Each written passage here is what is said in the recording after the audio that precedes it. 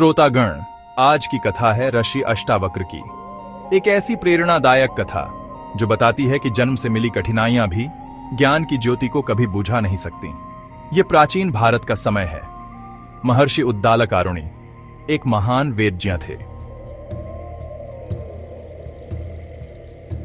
उनकी पुत्री सुजाता बड़ी ही विनीत और सत्कीर्ति थी।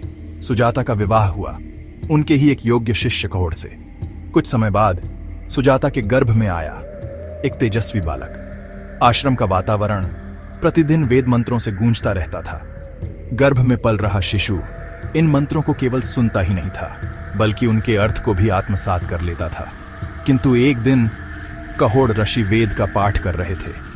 उच्चारण में उनसे एक सूक्ष्म भूल हो गई। गर्भस्थ शिशु ने उस त्रुटि को पहचान लिया। बिना बोले ही माता के अंतःकरण से एक विचार की लहर उठी जो पिता तक पहुंची। उच्चारण इस प्रकार होना चाहिए। परंतु कहोड़ को यह लगा कि गर्भ में पल रहा बालक उनके ज्ञान को चुनौती दे रहा है। क्रोध से भरकर उन्होंने शाप दे दिया, तू 8 स्थानों से टेढ़ा होकर जन्म लेगा। समय आया, बालक का जन्म हुआ और उसके अंग सचमुच 8 स्थानों पर टेढ़े थे। इसीलिए उसका नाम पड़ा अष्टावक्र। शरीर भले ही टेढ़ा मेढ़ा था, पर बुद्धि अद्वितीय और तेजस्विता अनुपम थी। नाना महर्षि उद्दालक ने उसे बड़े स्नेह से पाला।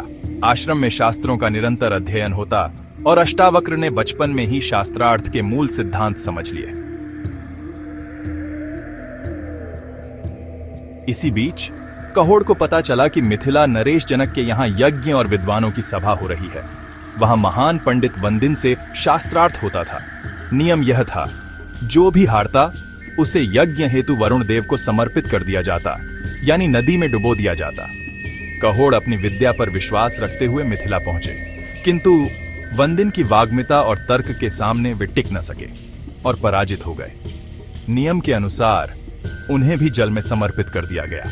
जब यह समाचार आश्रम पहुंचा, सुजाता शोक से व्याकुल हो उठी। महर्षि उद्दालक भी दुखी हुए, और जब छोटे अष्टावक्र ने यह सत्य जाना तो उसके मन में करुणा भी जागी और स्वाभिमान भी।